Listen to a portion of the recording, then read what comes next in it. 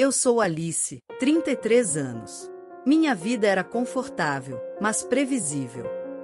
Eu sou arquiteta, morava em um apartamento moderno e lidava com orçamentos e prazos.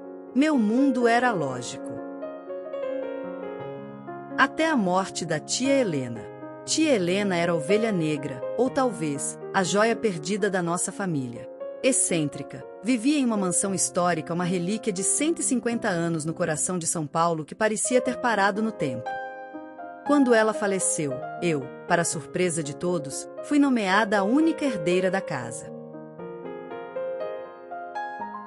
Eu fui do choque à euforia em questão de minutos. Meu primo, Gustavo, 35 anos, foi o primeiro a se opor.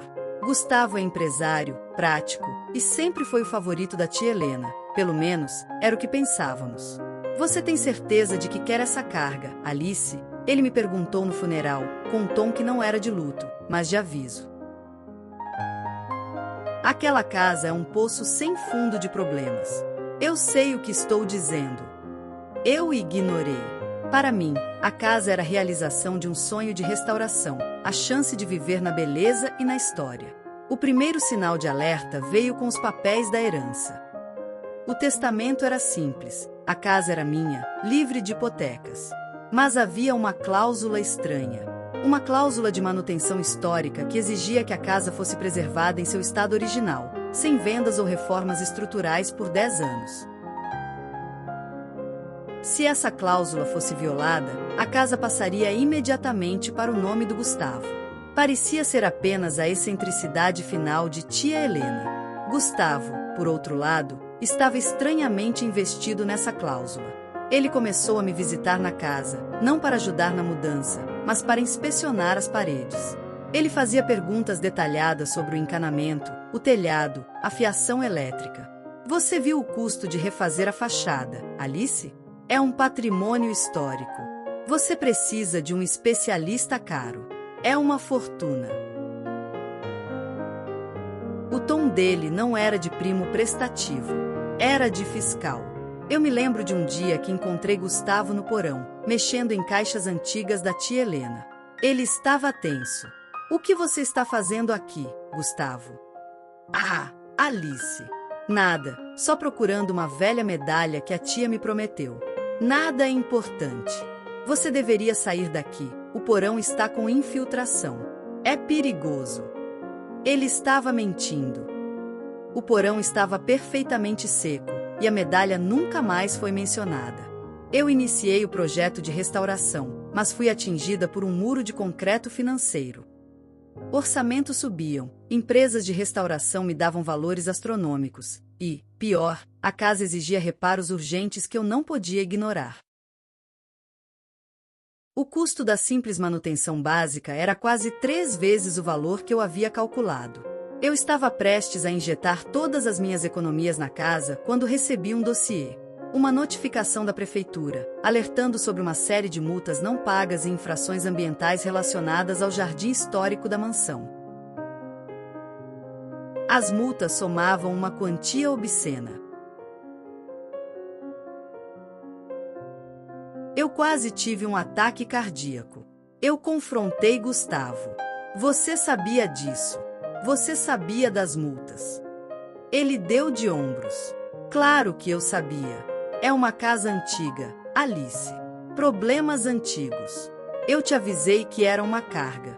É melhor vender ou desistir. Eu não podia vender por causa da cláusula de 10 anos. Se eu desistisse, a casa era dele. A desconfiança se tornou um motor.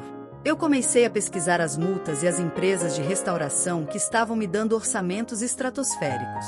O primeiro fio solto. A empresa especializada em telhados antigos, que me deu o orçamento mais caro, tinha um nome conhecido.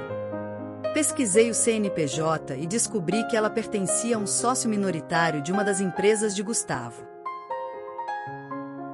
O segundo fio solto. O laudo técnico que determinava a urgência e o custo absurdo da restauração do sistema elétrico foi assinado por um engenheiro que havia trabalhado como consultor para Gustavo no passado.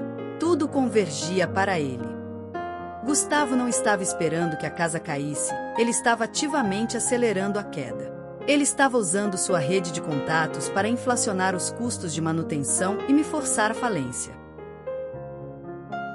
A casa era uma bomba relógio, e ele estava me dando martelo. Mas o que ele estava procurando no porão? Com a ajuda de um amigo detetive, eu voltei ao porão. Não havia infiltração, mas havia um compartimento escondido no chão, debaixo de um tapete bolorento. Dentro, não havia uma medalha, mas um maço de cartas e um antigo certificado de ações. As cartas eram de tia Helena, escritas a Gustavo.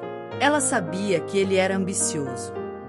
Ela sabia que ele estava esperando que ela morresse para vender a casa. Ela havia inventado a cláusula de manutenção como um teste. O certificado de ações era a chave. Ele pertencia a uma antiga empresa de construção que faliu nos anos 60, mas que, segundo a tia Helena, ainda possuía um valor oculto no terreno onde foi construída a mansão. A tia Helena não queria que a casa caísse, ela queria que o Gustavo caísse. Eu levei o certificado de ações e as cartas para o meu advogado, Dr. Almeida. O que ele descobriu foi chocante. A velha empresa de construção não faliu. Ela foi comprada por uma holding no exterior, e o certificado de tia Helena ainda representava uma participação minoritária, mas valiosa, no próprio terreno onde a casa estava construída. Mais importante, o documento provava que a casa, além de um patrimônio histórico, era também um ativo financeiro substancial, muito mais valioso que o próprio valor de mercado. A tia Helena escondeu a riqueza da casa para testar o caráter de quem a herdasse. Enquanto isso, Gustavo aumentava a pressão. Ele me mandou um e-mail formal. Alice, ou você aceita minha ajuda para vender a casa discretamente para um dos meus sócios, ou eu serei forçada a intervir legalmente, citando o abandono e a violação da cláusula de manutenção.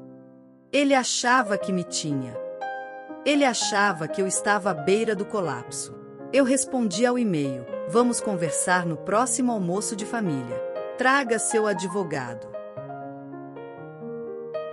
A reunião familiar foi marcada para o domingo. Gustavo chegou triunfante, com seu advogado, pronto para me forçar a assinar a desistência.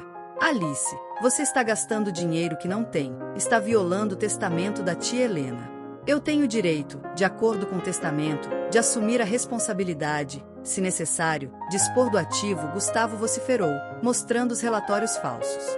Eu sorri, a primeira vez que sorri genuinamente em meses. É verdade, Gustavo. A manutenção é cara. É por isso que o seu sócio está tão interessado em comprar a casa, não é? Ele hesitou. É um preço justo, Alice. Ele valoriza a história. Não, ele valoriza o subsolo, Gustavo, eu corrigi. Você estava vasculhando o porão porque sabia do certificado de ações da antiga construtora. Você sabia que a casa era mais do que tijolo e cimento. Era um investimento de risco que estava prestes a ser liquidado. Eu levantei o certificado e as cartas de tia Helena, autenticadas e prontas. Tia Helena me deu a casa porque ela sabia que você, Gustavo, faria o que você está fazendo, tentar lucrar com a ruína. Eu olhei para o meu advogado. Doutor Almeida, por favor, explique a meu primo o que acontece quando a cláusula de manutenção de tia Helena é violada por má fé. E o que acontece com a herança dele no testamento quando provamos que ele tentou orquestrar uma fraude para obtê-la? O rosto de Gustavo desmoronou. Ele não estava pronto para o fato de que a casa era, na verdade, uma armadilha moral arquitetada por sua tia, e ele havia caído nela. Eu me retirei, deixando com a realidade e os advogados. O resultado foi satisfatório. A tentativa de fraude de Gustavo foi provada com os e-mails e os orçamentos inflacionados ligados à empresa dele. O juiz não apenas o impediu de reivindicar a casa, mas ele enfrentou processos por má-fé. Ele perdeu o respeito da família e, o mais importante, parte de sua reputação profissional. A casa, graças ao certificado de ações descoberto, revelou-se um ativo sólido que me permitiu financiar a restauração de forma honesta. A tia Helena não me deixou uma casa velha. Ela me deixou um teste de caráter e uma mina de ouro oculta, protegida por uma cláusula que apenas um ganancioso tentaria explorar. Hoje, eu vivo na mansão. Ela está linda, restaurada, mas com todo o seu charme antigo.